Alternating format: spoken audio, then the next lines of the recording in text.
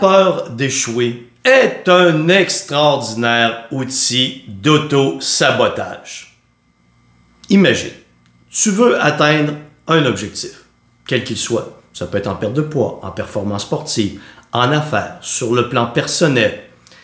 Et pour y arriver, inévitablement, il faut que tu adoptes une séquence de comportements qui vont te permettre de progresser vers cet objectif, et on appelle ça un plan. Et tu suis le plan, et le plan fonctionne. Tu vois un progrès.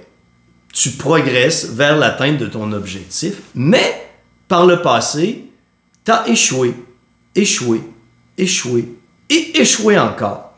Tu es donc resté avec cette crainte de l'échec, cette peur de revenir en arrière, cette peur d'échouer qui te suit partout dans ton esprit.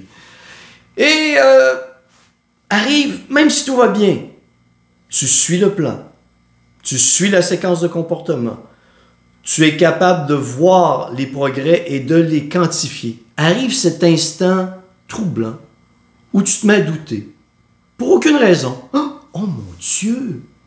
Si je revenais en arrière, si je me mettais à échouer de nouveau, si le plan arrêtait de fonctionner, oh mon Dieu, que se passerait-il? Est-ce que ça se pourrait qu'une intervention divine fasse en sorte que le ciel me tombe sur la tête et que plus rien ne fonctionne? Et là, tu te fais des scénarios catastrophes et ça tourne dans ta tête. Et parce que tu es en train, à ce moment, de tenter de gérer toutes ces émotions et pensées négatives, tu oublies de focaliser ton attention sur ton plan qui fonctionne. Il fonctionnait là. Mais là, tu es dans ta tête, ça tourne, la panique s'est installée.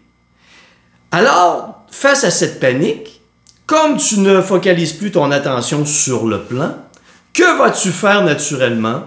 Revenir à faire les mêmes conneries qui t'avaient amené à échouer, à vivre échec après échec après échec, juste avant. Parce que tu vas aller adopter, parce que ton esprit est en train de partir en vrille, tu vas te tourner vers d'autres stratégies. Si j'appliquais une surdose de cette mesure, exemple, quelqu'un veut améliorer sa condition physique. Denis, est-ce que ce serait le moment que je m'entraîne davantage?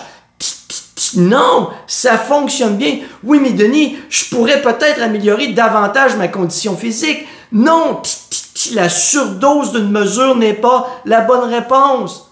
Oui, mais Denis, est-ce que je devrais, au plan que tu m'as amené, ajouter telle stratégie et telle stratégie et telle stratégie pour m'assurer que ça fonctionne vraiment et que je n'échoue pas? Écoute, c'est ce que tu faisais avant.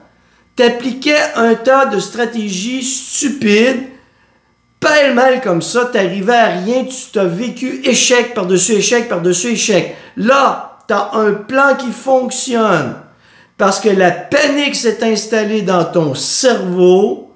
Tu veux revenir à ce que tu faisais avant et ce que tu faisais avant t'a conduit constamment à l'échec. Explique-moi la logique. Oui, mais que dois-je faire, Denis? Denis, que dois-je faire dans ces circonstances atroces où l'échec me guette? Écoute, l'échec te guette pas. T'as un plan qui fonctionne, tu vois les résultats. C'est la panique qui s'est installée dans ta tête. Et là, tu tentes de gérer une panique qui vient par rapport à des problèmes qui n'existent pas encore et qui n'existeront pas si tu continues à suivre le plan. Respire, calme-toi, réfléchis. Ne tente pas de diriger toute ton énergie vers la gestion de tes émotions négatives. Je veux que tu comprennes que ce qui se passe dans ta tête, c'est inventé. C'est une peur inutile à ce moment-ci parce que tu suis un plan qui fonctionne. Si tu focalises ton attention à gérer tes émotions négatives, tes pensées négatives, ta panique, ton cerveau part en vrille et tu te remets à faire les mêmes conneries qu'avant.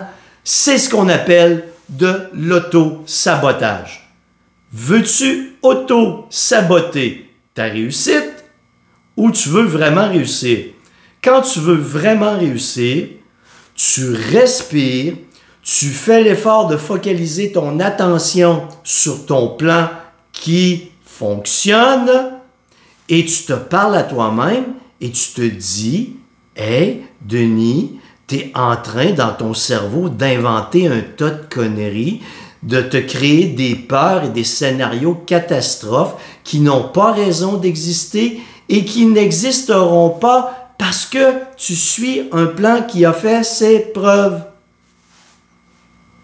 Mon téléspectateur, ma téléspectatrice, mets fin à l'autosabotage maintenant.